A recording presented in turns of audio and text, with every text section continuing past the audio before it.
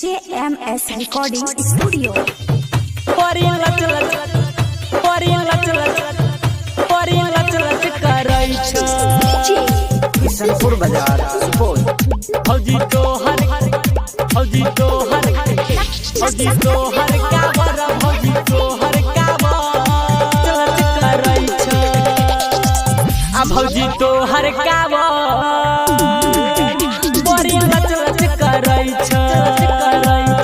फौजी तोहर काबर फौजी तोहर काबर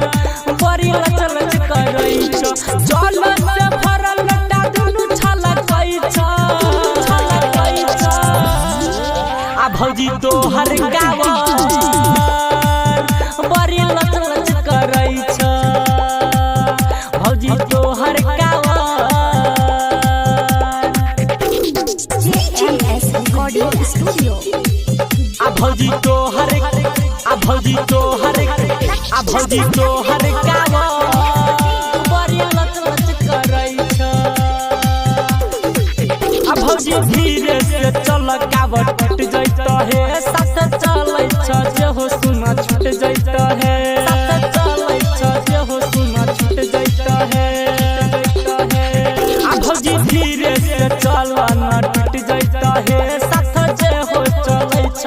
छूट जैत हे ख लागल भीड़ भारी आइ छ पहिला सोमवारी देख भगत के रेला सब करै छै खेला देख भगत के रेला सब करै छै खेला आ छोटका बौआ देख बम बम बोलै छ आ भौजी तोहर काबर आ बड़ी लच करै छ ये भौजी तोहर काबर भौजी तोहर काबर JMS Recording Studio। आ भौजी तोहर काबर बड़ी लच करै छ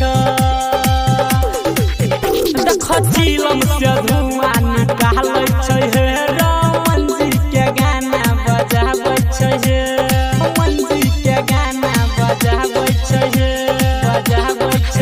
आ देख चिलम से धुआं निकालै छै हे रमन जी के गाना बजाबै छै हे अखन तो छै बात पूरा लेकिन जाना है जरूर भौजी सुनू न ये अभी है बड़ी दूर सुनू न ये अभी है बड़ी दूर आ देख न भैया के बात करै छ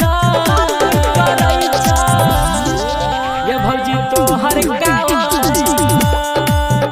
बड़ी लच करै छ